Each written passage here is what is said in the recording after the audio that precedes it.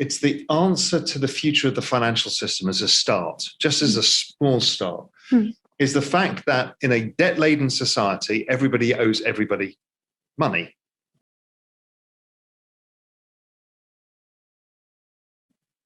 And when things go wrong, you don't know who owes what to whom. And that's what happened with Lehman Brothers and many of these other things, is we don't know who owed what, because there's daisy chains of all of this debt. Blockchain solves that. You know immediately who's the owner of the asset. Also, it gets around a lot of other legacy financial problems. You know, ownership is one. There's problems within custody, within the deep hearts of the plumbing of the financial system, that if somebody defaults, almost everything blows up. And blockchain solves that again because of this ownership issue. It makes transfer instantaneous, so you don't have 2 or 3 day settlement periods. And there was a number of things. But I also understood that that's blockchain itself.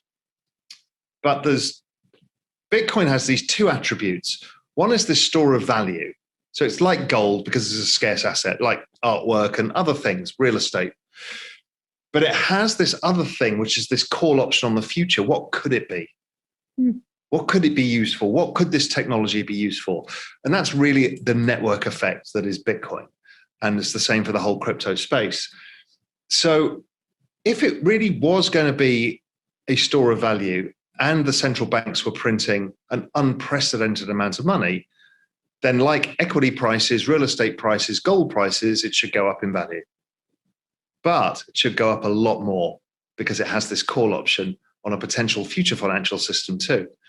So that was really what I saw. And the chart started playing out exactly that way, where Bitcoin started outperforming every other asset on earth, and it became no point to own any other assets. Now, this year has been less that. Bitcoin has kind of kept pace with other assets, but you know, in a weird way, it went up a lot first and then came down a lot.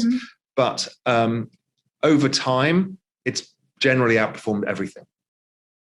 In October, I started seeing the chart of Ethereum versus Bitcoin and looked like it was going to start outperforming, just a chart pattern and a hunch. And then I started digging into, okay, how do you value Bitcoin and Ethereum? So we've had the stock to flow model, but really what it was to me was also a network. And you use something called Metcalfe's law to value a network, which is basically a network has value proportionate to the number of people on the network and the number of interconnections they have with each other. So I could see that in Bitcoin, and you could pretty much prove it out by putting like number of active wallet addresses and the price of Bitcoin on a chart, and you basically get a very high correlated answer.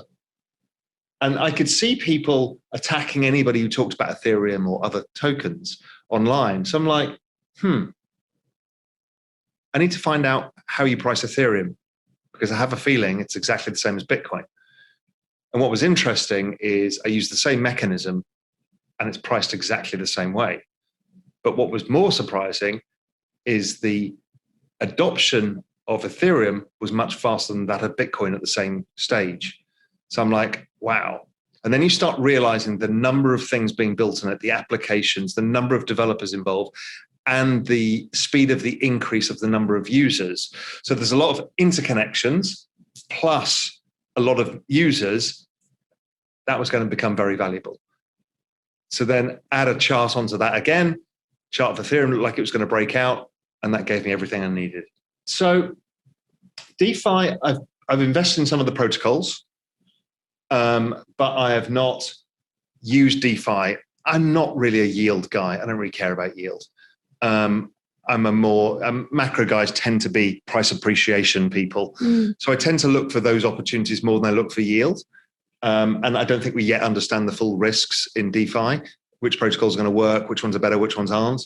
But I've invested in some equally weighted basket of a bunch of them just to have exposure, just so I get understanding. And then with social tokens, NFTs, I've invested in some of the NFT platforms. But the social tokens, there's not many of them around, but I've invested in those too, more significantly, because I think they are, maybe not even for this cycle, but I think they're going to be a huge part of the global business model going forwards, when businesses start coalescing around communities and how communities can drive their own value system by using tokens and network effects to increase the size of it. So I'm really excited about where this is all going. So let's say you are Disney. How many fans does Disney have? What is their community? If they were to bring them together as a community, I would guess 1 billion people, maybe 2, maybe 3. Okay, so there's 3 billion people who love Disney, parts of Disney.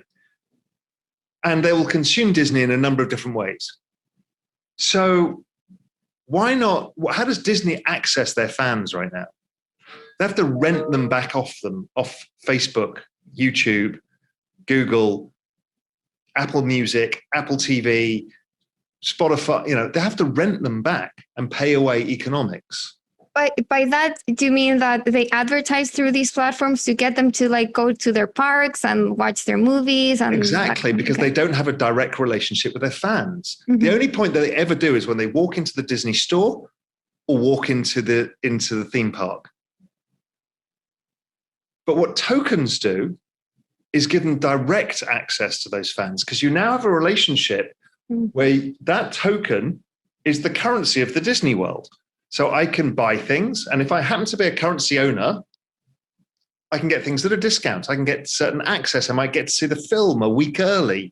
I get so many benefits that I value as a fan. And I might get Disney Plus at a discount. And if I renew my Disney Plus every year, maybe I get more tokens, and maybe I can build a business of selling Disney t-shirts and I charge them in Disney tokens, and people start building businesses. So you build a whole economy around Disney, of which there is one already. It's huge, mm-hmm. giant.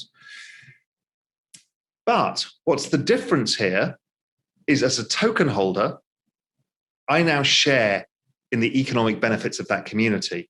So if the community becomes more valuable, then I make more money. My token goes up. It's an asset. So culture becomes an asset that you can invest in. This is game changing.